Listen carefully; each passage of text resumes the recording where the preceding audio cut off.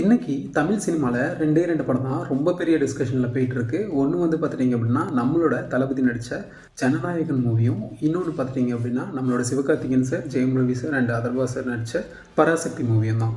இந்த ரெண்டு மூவியோட ஆடியோ லான்ச்சும் ரீசெண்டாக சன் டிவி அண்ட் ஜி தமிழில் ரிலீஸ் ஆச்சு.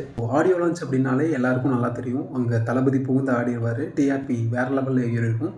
ஸோ அஸ் யூஷுவல் இன்றைக்கும் அதுதான் நடந்திருக்கு. டிஆர்பியை பொறுத்தவரையும் இன்றைக்கி செம்ம ரீச் ஜி தமிழுக்கு கிடச்சிருக்கு. பட் அது எல்லாத்தையும் தாண்டி இந்த ரெண்டு மூவியில் நீங்கள் எந்த மூவியை செலக்ட் பண்ணியிருக்கீங்க அப்படின்றது தான் கொஸ்டின்.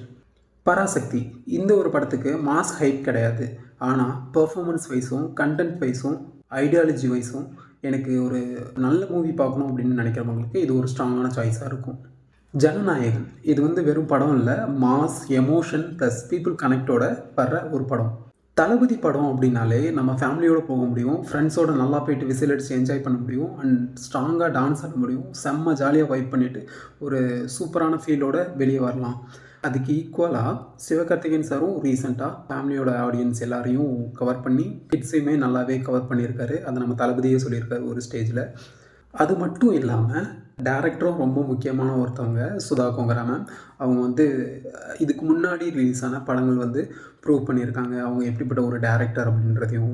ஒரு பக்கம் ஜெயம் ரவி சார், இன்னொரு பக்கம் பார்த்திங்கன்னா அதர்வா அண்ட் ஹீரோயினில் ஸ்ரீலீலா, இப்படி எல்லாரும் இருந்தாலும் ஆப்போனண்ட்டில் ஆடுறவர் தளபதி விஜய்.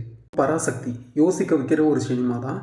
இன்னொரு பக்கம் பார்த்துட்டிங்கன்னா பட்டாசாக ரிலீஸ் ஆக போகிற நம்மளோட தளபதி படம்.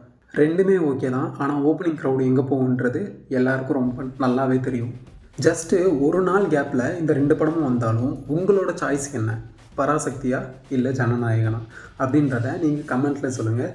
உங்களோட கமெண்ட்டை பார்க்க நானும் ரொம்ப ஆவலாக வெயிட் பண்ணிக்கிட்டு இருக்கேன். பார்ப்போம் பீப்புள் வெர்டிக்ட் யாருக்கு ரொம்ப அதிகமாக இருக்குன்னு. தேங்க்யூ.